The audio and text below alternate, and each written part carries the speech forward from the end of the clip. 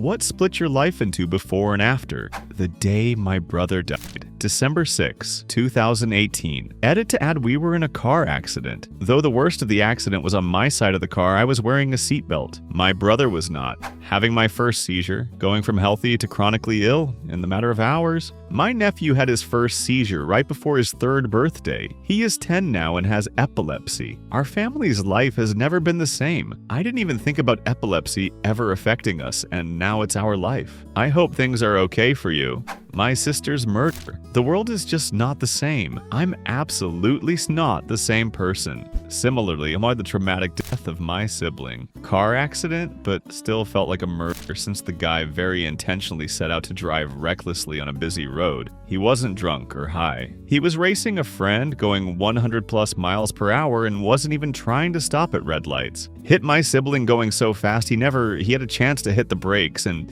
his exact speed couldn't be identified. It took them hours to even figure out how to reconstruct the accident because the witnesses barely knew what they saw since it all happened in milliseconds. Same. I woke up to a phone call in 2011 from my sister telling me our brother was dead from a car accident. He was at fault, but that didn't change anything. Ever since then, nothing is the same. I have a lot more grim outlook on life, and I'm not very sympathetic to others, more along the lines of bad shit happens and I'm sorry for you, but it is what it is. Bad shit happens all the time. My mother's death. Lost my father and all grandparents by 16. Was my mom's caregiver for 3 years. That happened at 23, yo. I'm 33 now. And if I could go back in time, I'd take the hospital's offered grievance counseling. It's not even, oh, I'm sad 'cause mom died. It's that trauma has come out in other ways that I'd never had expected and had somewhat ruined my future in life. If your hospital offers free grievance counseling and secondary counseling after the loss of a loved one, take it. I wish I did. You can still contact that hospital to get the counseling. Just tell them you weren't open and ready for it then. They actually want to help and not leave people with trauma, pain, and no way to cope with it or move forward. I called to get it after my dad passed, and it was a year later because I wasn't open to talking to anyone when he passed away.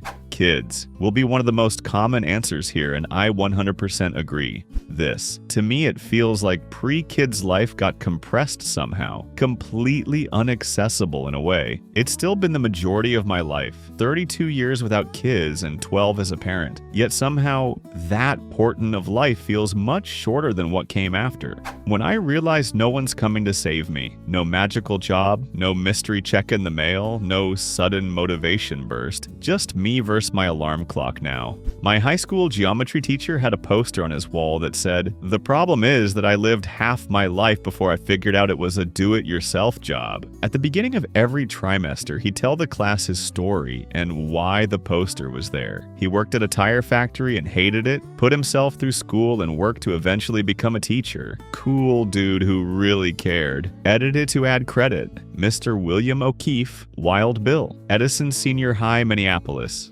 Pretty much this for me. I realize that I am stuck with the job I have, which pays well, that I have too many commitments to work another job that pays a lot less, so I may as well try and be the best I can be. I also realize that half trying to get fit and healthy doesn't work. It takes real commitment and consistency. I have been fighting the alarm clock every morning for the last 6 months, and I'm 12 kilograms lighter and musclier than I have been since my 20s. Damn, those 4 a.m. runs are hard. COVID, my life was different then. Honestly surprised more people aren't talking about this. COVID was literally a transition of eras in history on personal, local, regional, national, and international levels. People changed, societies changed, businesses changed, governments changed. Losing my whole support group in one day made me realize that I had both shit people around me and that I needed to start supporting myself more. When I was 22, I dropped out of college, moved back in with my parents in Missouri, and was miserable and depressed and high all the time. A very angry and bitter person. One night, my buddy and I blacked out on lean and woke up to a text from a landlord asking if our move-in date next week was still okay. Turns out we had e-signed a 6-month lease in Fairplay, Colorado. We packed everything we owned in my car and drove out there. I ended up living there 6 years as a ski bum and met the best friends I've ever had in my life, which led to thousands of incredible experiences and made me into a completely different person. I am so proud of where I am today and who I have become. Crazy enough, I did something pretty similar. I was miserable living in South Carolina working a crappy job, got super drunk one work night, and joked to my then girlfriend that I was gonna quit and move to Colorado, where I had never been before, and she kinda laughed it off. I walked in the next morning and put in my notice, started selling and pawning anything I didn't want and need that day, told my GF what I was doing, and she was like, okay, can I come too? She quit, and we took our last checks and whatever we could fit in her car and drove to Denver. Best move of our entire lives. It built me a career within a year, I made several lifelong friends, and we've been a couple ever since. 12th anniversary is coming up soon. The death of my wife. We first met. Me 19, she 18. We had 40 years, 8 days together. 2 kids and 1 grand. I now have 2. Sometime over the 40 years, he and she became we. A single unit us. Now it is just me. That's what split my life into before and after. It's been 3.5 years and I still haven't figured out the after part. My dad is my best friend, my absolute hero in life, my absolute best mate since I was old enough to follow him around. Early onset dementia that progressed rapidly and everything changed. I miss my friend, and now life is before and now. A relationship with a narcissist. I'm not the same person anymore. It destroyed my life as I knew it, and literally changed my brain chemistry and the way I view the world.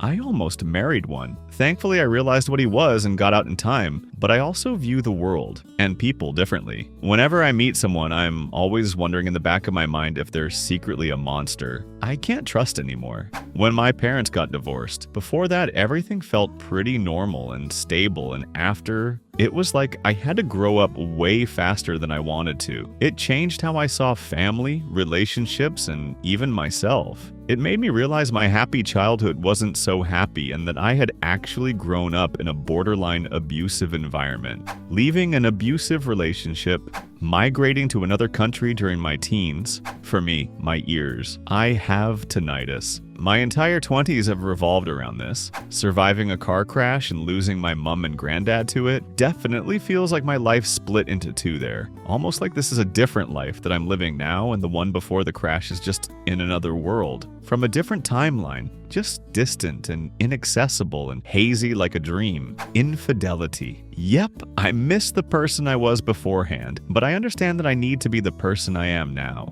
Since it's only sad stories, I thought I'd share a good one for change. Met my boyfriend, soon-to-be husband, some 2 years ago, moved in after the first date, and he changed my whole life for the better. Never had a relationship this meaningful with a person, so this is my before and after. Getting diagnosed with ADHD and finally starting medication and cognitive behavioral therapy split my life into a clear before and after. For the first time, things started to make sense. I wasn't just lazy, unmotivated, or broken. I had a framework, the right tools, and the chemical support to start untangling the chaos in my head. From that point on, everything began to shift. I went through a gastric sleeve surgery, something I'd put off for years. I stopped coasting and started making real choices about the direction of my life. I quit a job that was draining the life out of me, even though it meant taking a pay cut, and found work that actually gives me purpose. I started prioritizing my own mental sanity, not as a luxury, but as a necessity. Since then, it's been a constant process of rebuilding, reframing, and figuring out what life can actually look like when you're no longer just surviving. The after version of me is still in progress, but